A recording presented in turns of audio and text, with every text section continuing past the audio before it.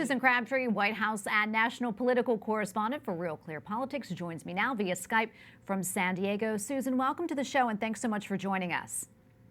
Thanks so much for having me, Tracy. Well, as you mentioned, and as everyone saw, the coronavirus took center stage last night, influencing the debate. As a practical matter, they didn't shake hands and there wasn't an audience. And of course, a potential test of leadership. How do you think Biden and Sanders did last night? Well, I think that Biden came across as very much more of a sturdy candidate.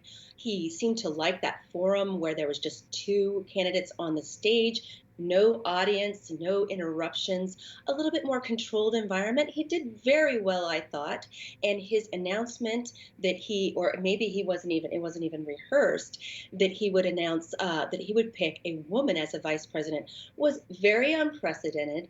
And I've never seen anything like that in presidential history. And I think it actually had a very positive outcome because it made huge headlines.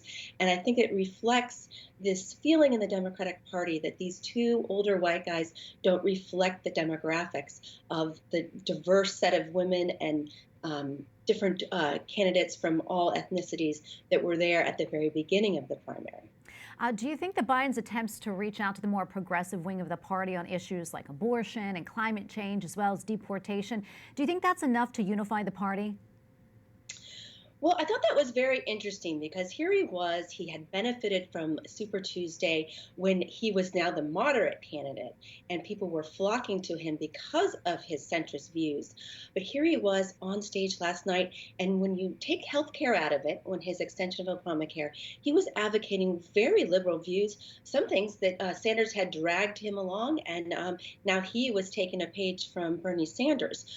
Things like when it comes to sanctuary cities, he didn't even qualify that he said he would not allow any local authorities to turn over different people who were arrested, even if they were arrested on felonies of rape or murder, that it would turn them over to ICE.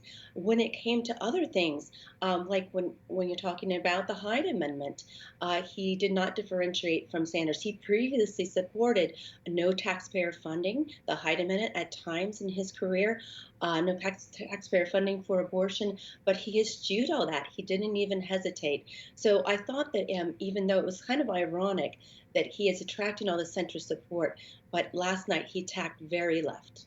Susan, quickly, we don't have much time, but if Biden becomes a nominee, do you think that his words can come back to haunt him in a general election against President Trump?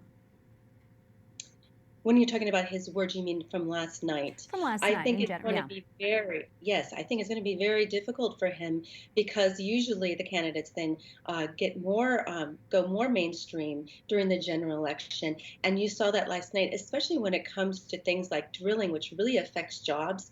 And with Trump, that was key to his win. Those coal, where states where coal still is king, in the Appalachian area and the Rust Belt, when Biden said he declared definitively no drilling last night. And I think that could come to hurt him. And certainly the Trump campaign was seizing on that last night and was saying, well, bye-bye coal. How is he even going to win Pennsylvania? Yeah. Well, Susan, thank you so much for your analysis. We really appreciate it. Susan Crabtree, White House and national political correspondent for Real Clear Politics. Thanks for having me. Great to be with you.